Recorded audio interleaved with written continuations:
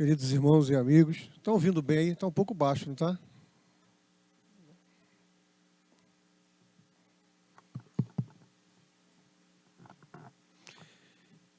Queridos irmãos e amigos, agora, né? Boa tarde.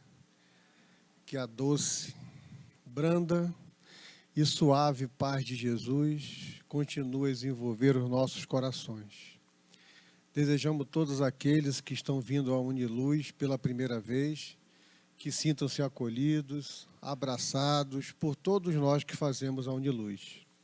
E aqueles também que estão aqui pela segunda, terceira, milésima vez, né? Enésima vez, também sintam-se acolhidos e abraçados por todos nós que fazemos a Uniluz. Dando continuidade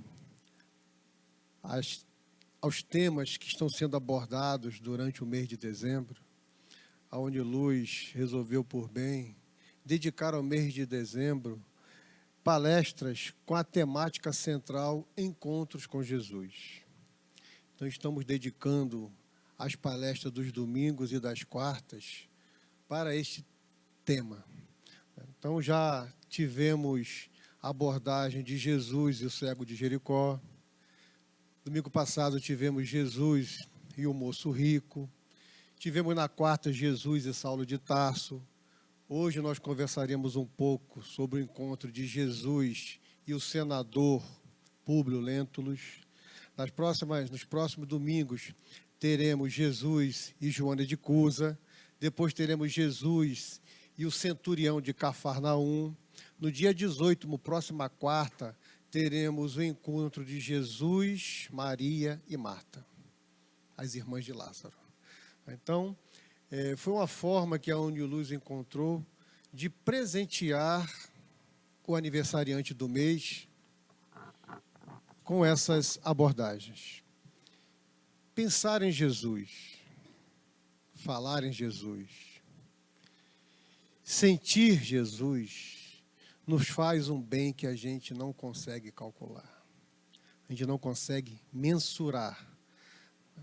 Essa palavra tem uma energia magnética tão intensa quanto a energia amorosa que envolve esse nosso próprio irmão.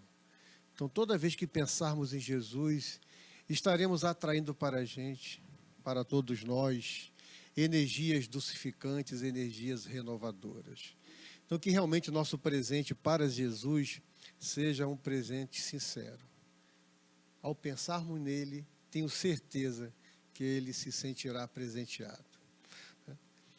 Então, hoje nós iremos conversar sobre Jesus e o senador Públio Lentulus Cornélius. Esse encontro de Jesus com o senador que nós conhecemos por Emmanuel, o orientador espiritual de Chico Xavier e de toda a sua obra. Esse encontro está registrado neste livro há 2000 anos.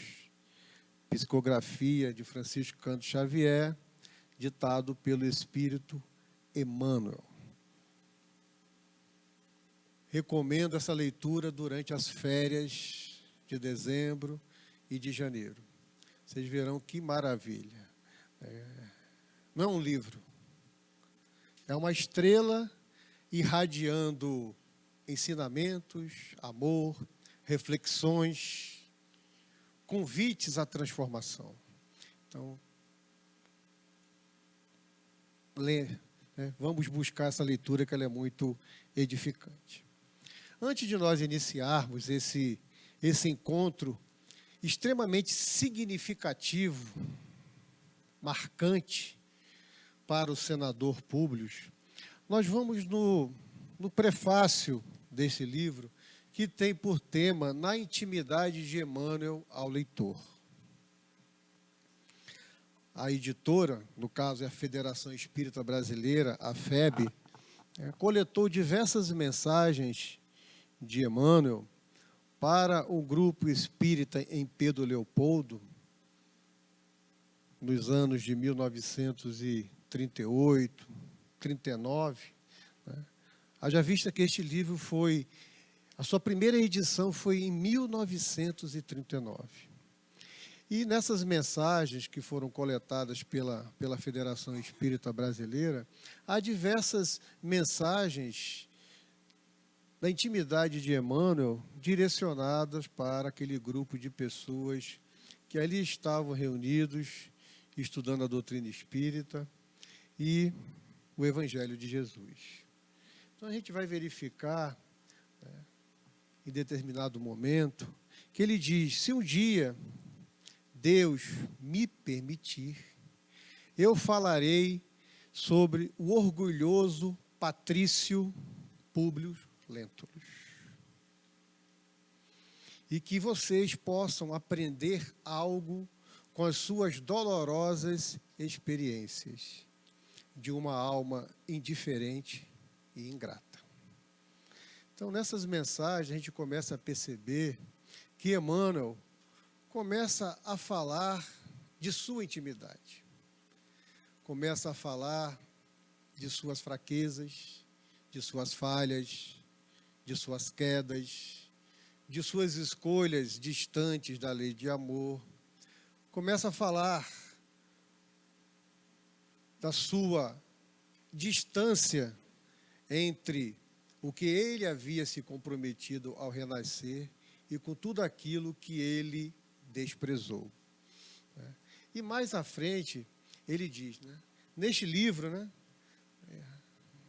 retornando um pouquinho, ele dá essa mensagem que Deus permita que eu fale sobre essa personalidade orgulhosa, e mais alguns meses adiante, ele teve a permissão de nos enviar essa maravilha.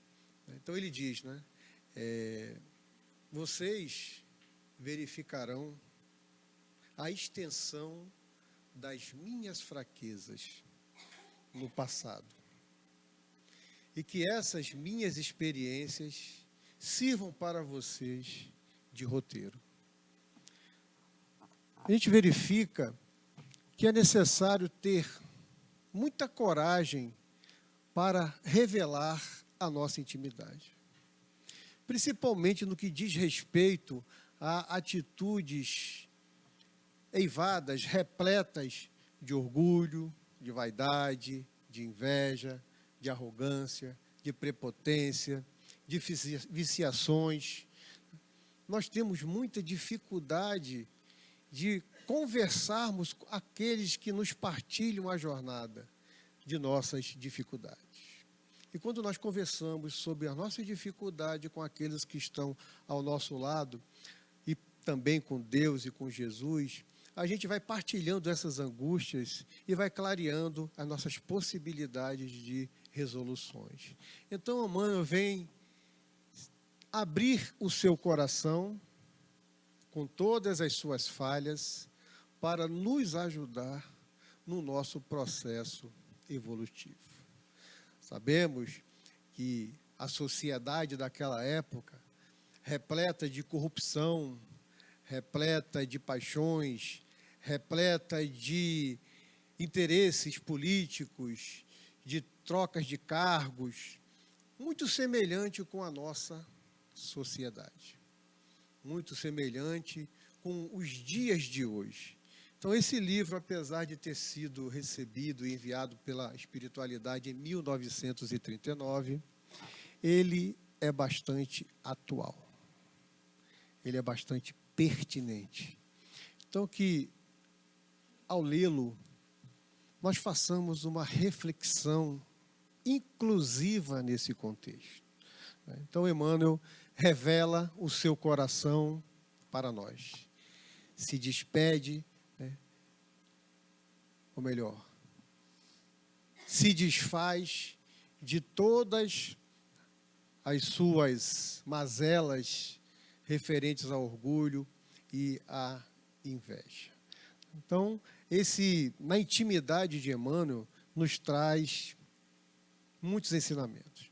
Mais um pouquinho abaixo dessa na intimidade de Emmanuel, ele nos diz que essas recordações foram muito suaves no que diz respeito às lembranças amigas, mas foi muito amargas também no que se refere a um coração empedernido, a um coração orgulhoso, que desprezou, essas são as palavras de Emmanuel, na página, na intimidade de Emmanuel, um coração orgulhoso, que desprezou o minuto radioso que soara no relógio da sua vida de espírito, há 2000 anos. Desprezou o momento radioso. Mais à frente, no diálogo de Jesus com ele, nós vamos verificar a expressão que Jesus usa, um minuto glorioso. Então, e nos convida novamente que a gente possa utilizar essa exteriorização de suas dificuldades como um roteiro para as nossas transformações. Então, isso aí está na intimidade de Emmanuel. No capítulo 2,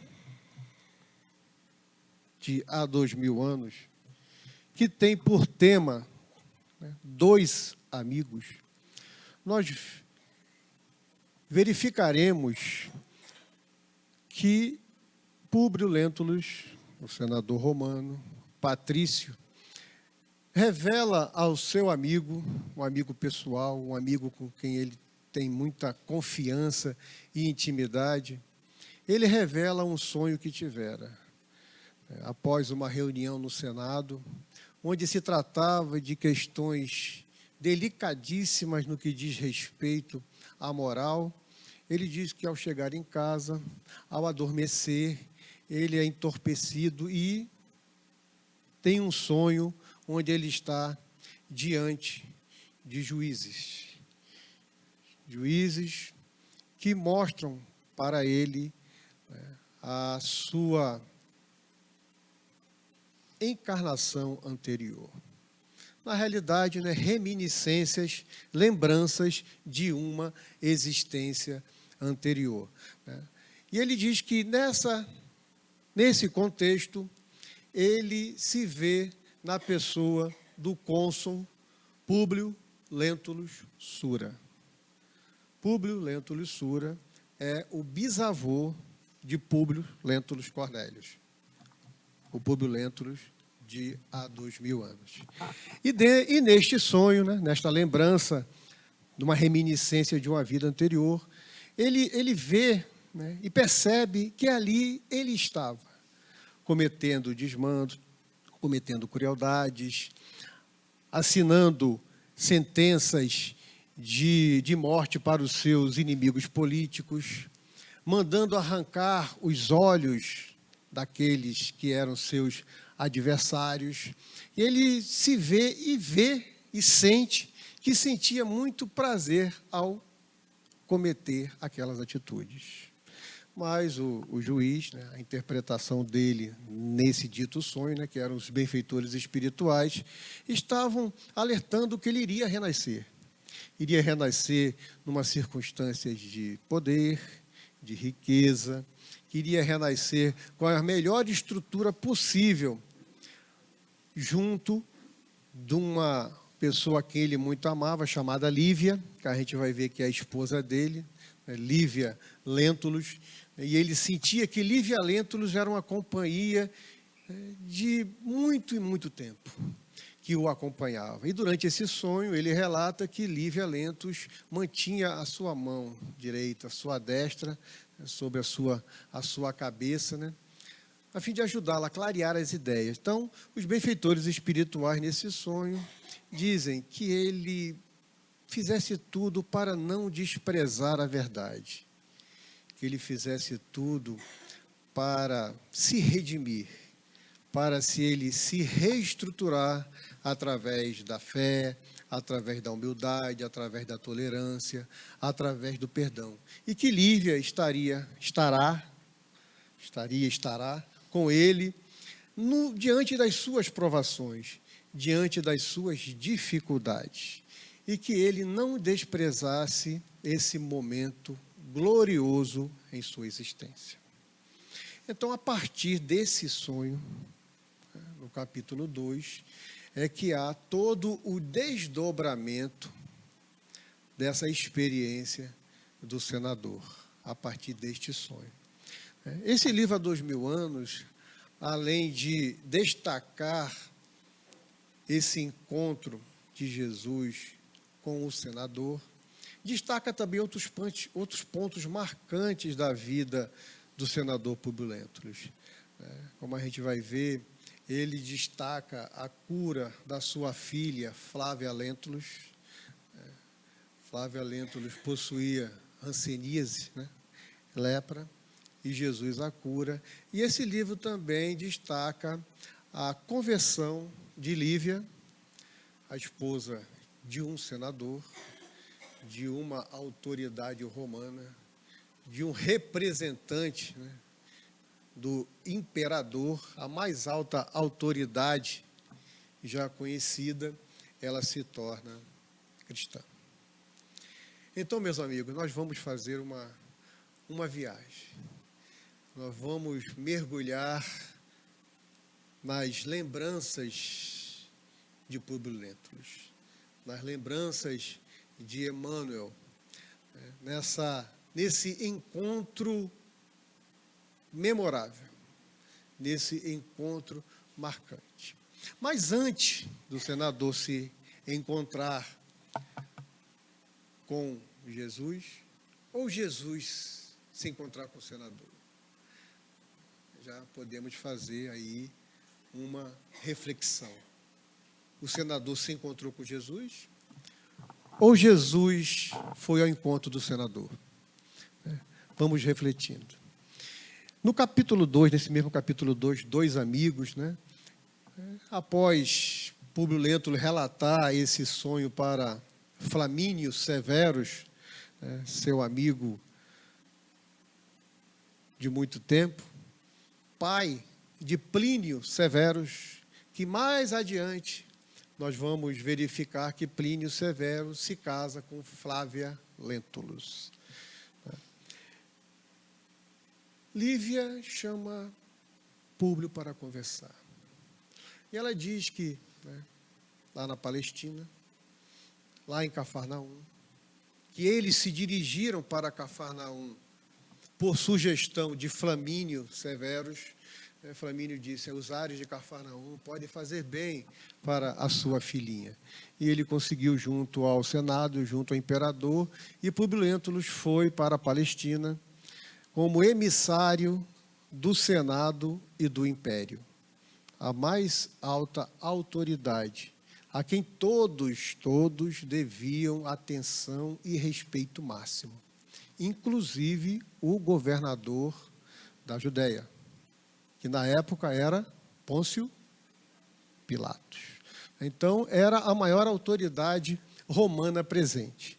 Então, Lívia havia escutado que naquelas paragens havia um jovem que estava realizando muitas curas, que estava auxiliando muitas pessoas. E Lívia, sugere a Públio Lentulus, que fosse procurá-lo, que fosse procurar ajuda. E ela dizia: eu tenho certeza que, olha a expressão de Lívia, eu tenho certeza que o médico das almas, referindo-se a Jesus, saberá entender que atrás de um homem de estado há corações que sofrem e choram. Lívia pede que Públio vá ao encontro de Jesus pedir ajuda. E Públio diz assim: eu atenderei o seu pedido, mas irei sozinho, mas não me rebaixarei do meu nível político e social. Eu irei como se estivesse em entretenimento, como se estivesse passeando. E, se tiver oportunidade, convidarei ao profeta, e tenho certeza que ele sentirá o maior prazer em vir à nossa casa e cuidar da nossa filhinha. Veja bem, Jesus teria o maior prazer, a maior satisfação em ir até a casa dele e cuidar da sua filhinha. Então, de certa forma, Públio Lentulus, ele reluta em ir ao encontro de Jesus. Ele reluta em procurar Jesus. Seria, para ele, algo depreciativo, humilhante. Um senador romano procurar uma pessoa ignorante, pobre, uma pessoa sem requisitos intelectuais, uma pessoa sem nenhuma categoria, seria bastante humilhante. Mas ele aceita e ele diz: eu irei procurá-lo. E vai. Nós vamos ler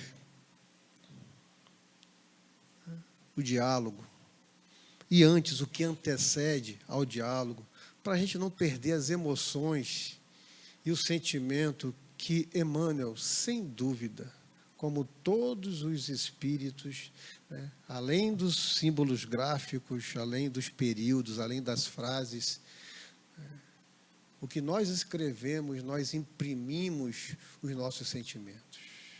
E quando espíritos superiores enviam mensagem para nós, eles imprimem no texto que eles enviam sentimento, amor, afeto, respeito, carinho. Para que a gente não perca esses sentimentos, a gente vai ler. E sem perder a hora, que ali está parado, né, Maurino?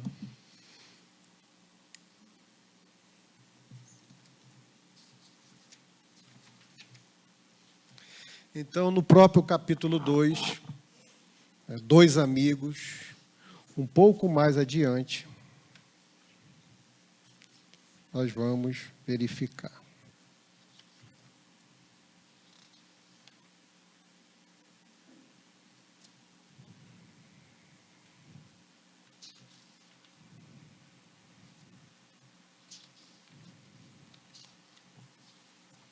Eu marquei, mas desmarcou.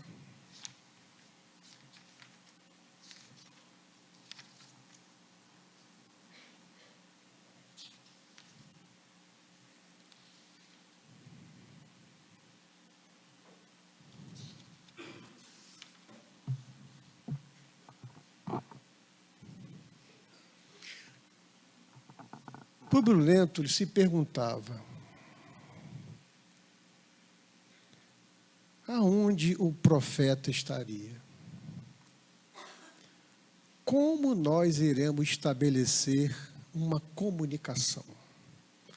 Uma pessoa simples e ignorante só sabe se expressar no aramaico. E ele cogitava, e durante o tempo que aqui estive, eu não me preocupei em aprender o idioma local. Como é que a gente vai se entender? Como é que a gente vai se comunicar?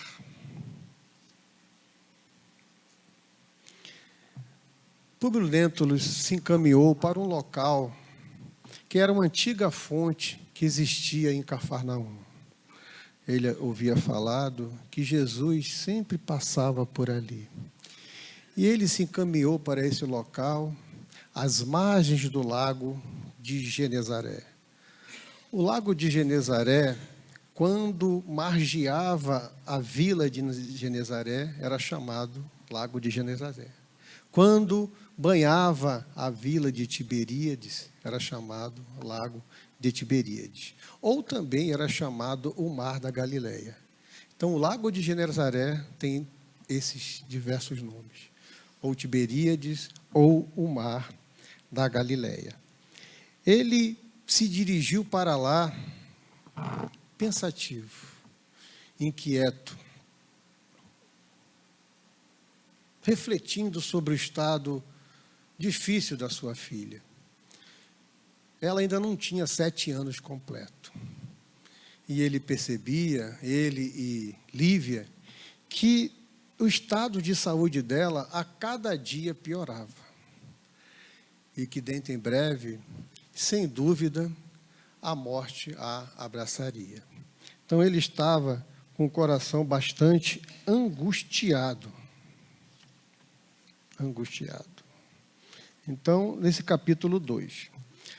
Mas o diálogo, o encontro, realmente, ele se dará no livro Há 2000 anos, no capítulo 5, que tem por tema o Messias de Nazaré. Depois que o senador aceita a sugestão de Lívia, Lívia diz assim: muito bem, disse Lívia, entre confortada e agradecida, guardo na alma mais sincera e profunda fé. Vai sim, querido, ficarei rogando a bênção dos céus para a nossa iniciativa. O profeta que agora surge como verdadeiro médico das almas, saberá que atrás da tua posição de senador do império, há corações que sofrem e choram, como a gente já havia falado um pouco atrás. E o senador vê passos do local onde ele se encontrava. E não teve dificuldade em identificar aquela criatura impressionante. Diante de seus olhos ansiosos, estacara personalidade inconfundível e única. Tratava-se de um homem ainda moço, que deixava transparecer nos olhos, profundamente misericordiosos, uma beleza suave e indefinível. Longos e sedosos cabelos molduravam-lhe o semblante compassivo, como se fossem fios castanhos, levemente dourados por luz desconhecida. Sorriso divino, revelando ao mesmo tempo bondade imensa e singular energia. Irradiava da sua melancólica e majestosa figura uma fascinação irresistível. Ele identificou logo de pronto que se tratava de Jesus. E Jesus pôs a sua destra, a sua mão direita em sua fronte, exclamou em linguagem encantadora que Públio entendeu perfeitamente, como se ouvisse o idioma patrício, dando-lhe a inesquecível impressão de que a palavra era de espírito para espírito, de coração para coração. Senador, por que me procuras? As indagações de Jesus, as perguntas de Jesus, são extremamente inquietantes. Ele escaneia o nosso mundo íntimo. Ele penetra nas intimidades as quais nós temos receio de defrontar. Da mesma forma que ele perguntou ao senador, senador, por que me procuras? Ele também sondou o mundo íntimo de Paulo quando disse, né? Saulo, Saulo, por que me persegues? Ou quando também estava sendo interrogado pelos sumos sacerdotes, e quando ele estava respondendo às perguntas dos sumos sacerdotes, e um dos soldados, né, deu uma bofetada no seu rosto, e ele diz assim, se falei mal, justifica o mal que eu falei. Mas se eu falei bem, por que me bates? Então, as perguntas de Jesus, elas são realmente inquietantes e transcendem o que a gente possa imaginar. O que estava motivando o senador? O senador queria encontrar Jesus? O senador queria beber dos ensinamentos de Jesus? O senador queria seguir Jesus? Qual era a motivação principal? Mas Jesus responde. E espraiando o olhar profundo na paisagem, como se desejasse que sua voz fosse ouvida por todos os homens do planeta, rematou a serena, com serena nobreza. fora melhor que me procurasses publicamente e na hora mais clara do dia, para que pudesses adquirir de uma só vez e para toda a vida a lição sublime da fé e da humildade. Mas eu não vim ao mundo para derrogar as leis supremas da natureza. E venho ao encontro do teu coração desfalecido. Jesus não veio ao encontro do homem de Estado. Jesus não veio ao encontro do senador, do político, do enviado de César, do representante do Senado. Jesus veio ao encontro de um coração desfalecido, de um coração que chora, de um coração que sofre, de um coração que ama a sua filhinha e a vê defiando a cada dia. Então foi ao encontro desse coração que Jesus veio. E quando Jesus abre a sua boca e conversa com o senador, ele não está conversando apenas com o senador. Ele está conversando com toda a humanidade, quer ela esteja encarnada ou desencarnada. Jesus fala para todos nós. E sua voz atravessa os séculos. A sua voz atravessa os tempos. Irá nos alcançar aonde quer que nós estejamos. Em que situação evolutiva nós estejamos. Porque a fala de Jesus retrata o cumprimento fiel da lei de Deus. Não só a fala, mas as suas atitudes, as suas expressões, o seu olhar, o seu sorriso. É o reflexo do cumprimento da lei de Deus. Então, o senador já ficou meio balançado, né? E o senador nada pôde exprimir além das suas lágrimas copiosas, pensando amargamente na filhinha. Mas o profeta, como se prescindisse das suas palavras articuladas, continuou: sim, não venho buscar o homem de estado, superficial e orgulhoso, que só os séculos de sofrimento podem encaminhar ao regaço do meu Pai. Jesus não vem ao encontro dos médicos, dos juízes, dos advogados, dos dentistas, daqueles que possuem títulos, que possuem mestrados, doutorados, pós-graduações. Jesus vem ao encontro de nosso coração, dolorido, desfalecido, desfragmentado pela dor que envolve aqueles que partilham a nossa caminhada, daqueles entes que nos são caros, das suas presenças que nos auxiliam na nossa caminhada evolutiva. Vale dizer um pouquinho antes que quando o senador vê a figura de Jesus, uma força irresistível o coloca de joelhos. A força do amor. Venho atender às súplicas de um coração desditoso e oprimido.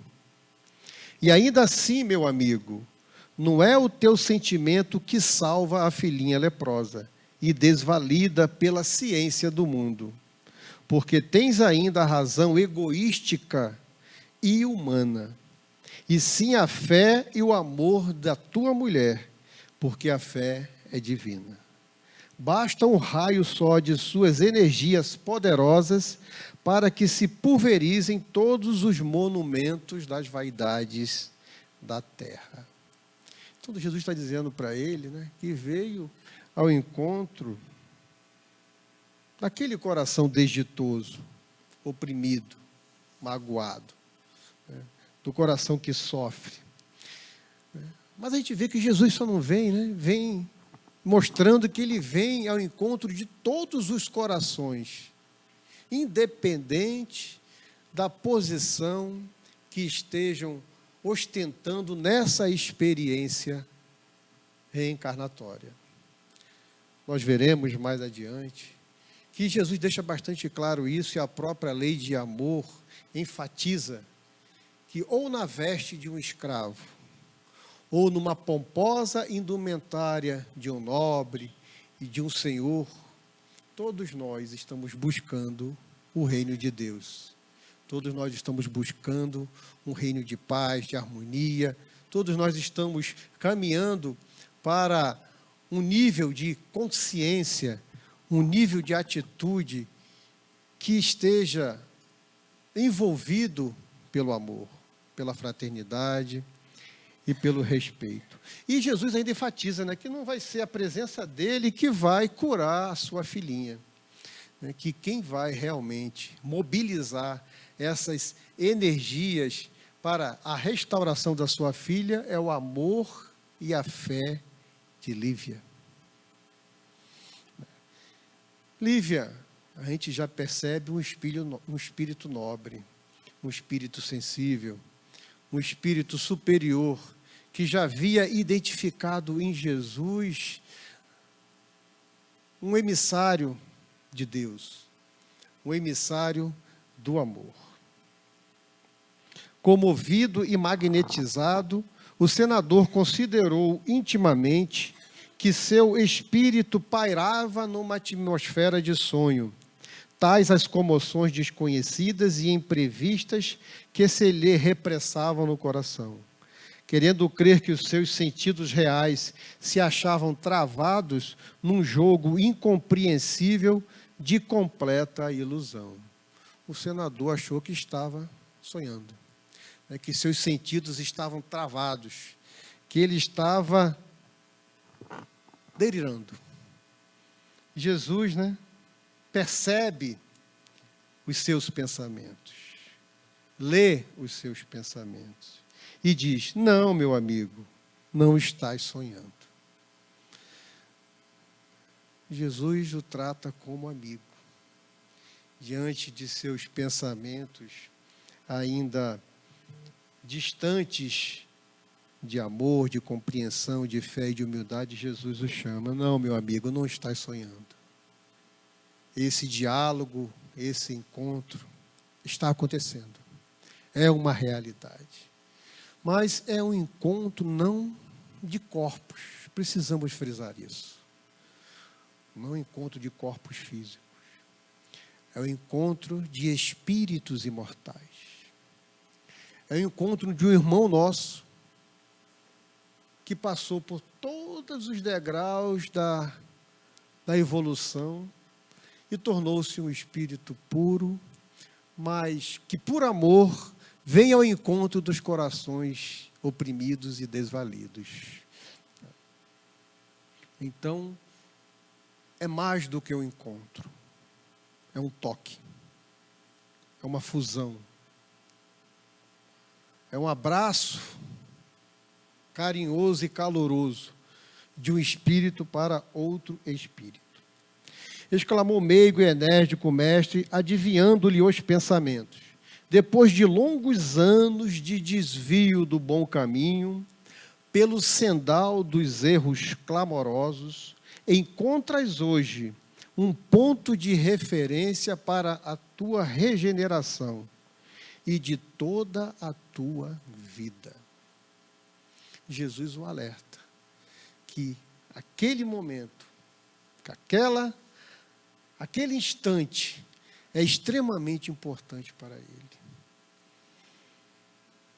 para que ele possa retomar o caminho do bem, para que ele possa retomar o caminho da saúde emocional, da saúde psicológica, da saúde espiritual.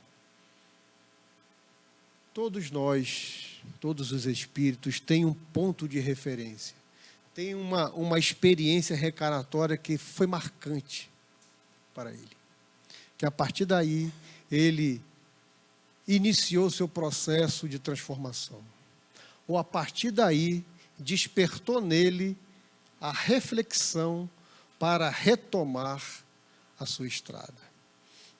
Então Jesus está dizendo para ele, né? Esse momento é importantíssimo. Importantíssimo.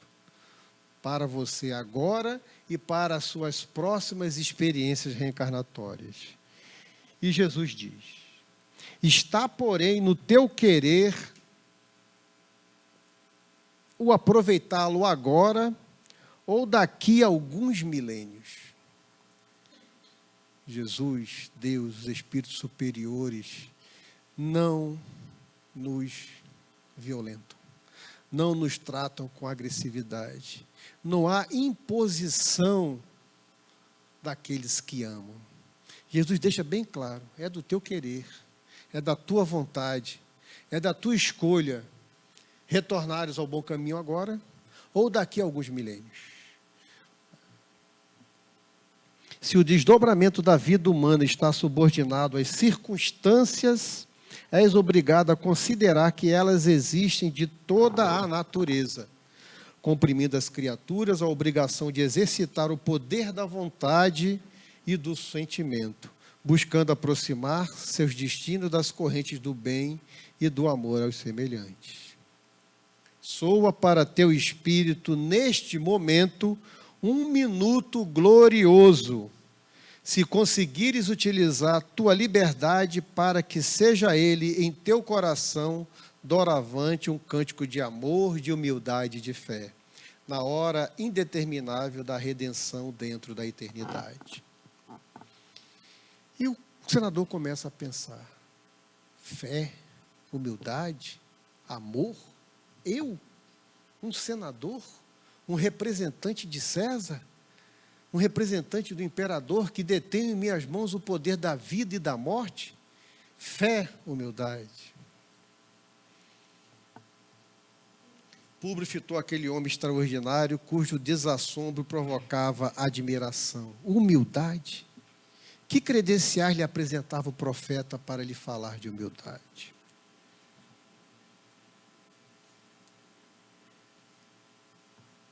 O senador pensa em Roma, pensa nos monumentos, e Jesus diz para ele que todas as misérias humanas, todas as riquezas, todas as edificações, isso irão virar pó.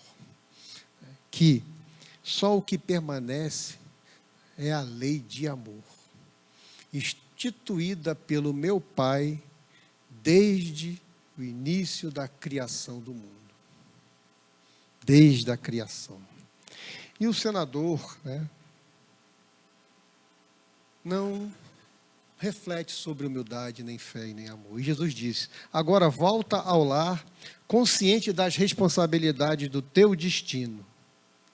Se a fé instituiu na tua casa o que consideras alegria com o restabelecimento da tua filha, não te esqueças que isso representa um agravo de deveres do teu coração diante de nosso Pai Todo-Poderoso. Mesmo a filha tendo sido curada pelo amor e a fé de Lívia, há, pela parte de Públio Lentulus, um comprometimento. Há uma responsabilidade a respeito disso. Quando o senador desperta, já é 21 horas. Já anoitece, ele se encaminha para casa, mas não admite, em momento algum, que aquele encontro foi para ele um convite para ele mudar de caminho. Ele chega em casa, vê a filha alegre, a Ana, que é a escrava, já tinha dito já que ela já havia se alimentado, e Lívia diz que, em determinado momento, a filha expressou que sentiu uma mão pousar sobre sua cabeça. E a partir daí, ela deixou de sentir todas as dores e angústias. Lívia diz que, muito agradecida a Jesus pela cura da filha, o senador não admite em momento algum que o restabelecimento da sua filha se deveu à intervenção de Jesus. Ele diz que foram os ares de Cafarnaum, que foram as brezas de Cafarnaum, e foi isso que favoreceu esse restabelecimento. A gente vê que ao longo do livro, né, o senador, né, desprezou o momento radioso da sua vida. E isso lhe trouxe consequências durante diversas existências. Ele teve diversas existências, como, né, a gente poderá verificar no livro Chico, Diálogos e Recordações, de Carlos Alberto Braga.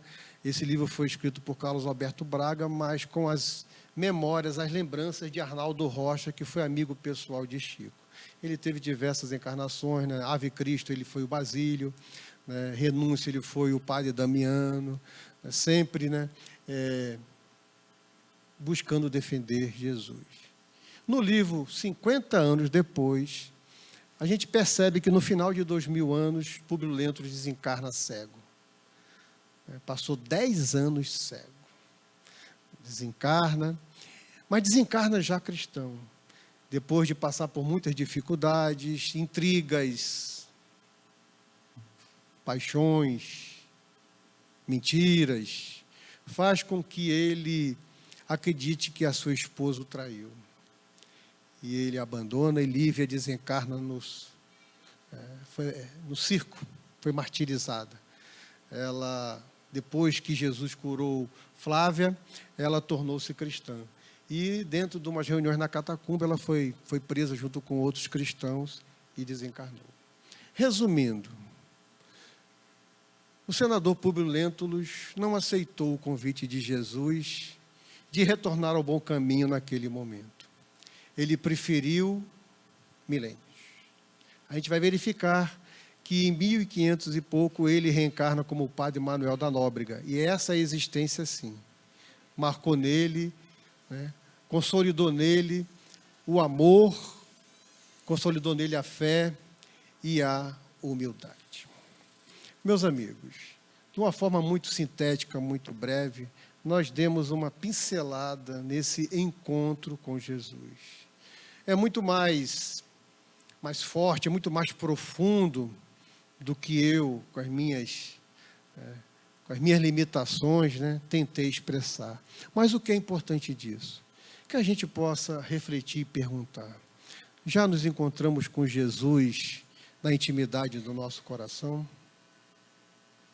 No lago de Cafarnaum, de nossas pairagens íntimas, nós já nos disponibilizamos a procurar Jesus? Nós já refletimos sobre a lepra do orgulho, do egoísmo, que consome e destrói as nossas oportunidades de fazer o bem? Que a gente possa, nesse Natal, ter a certeza de que Jesus vem ao nosso encontro, ao encontro de nossos corações sofridos, doridos, desfalecidos. Mas Ele espera, na estrada de nossa evolução, que a gente vá ao seu encontro, que a gente o procure com sinceridade, que a gente o procure com humildade, porque Ele sempre estará conosco. Precisamos estar com Ele. Muita paz e que o nosso bondoso e meigo Rabi da Galileia nos inspire sempre.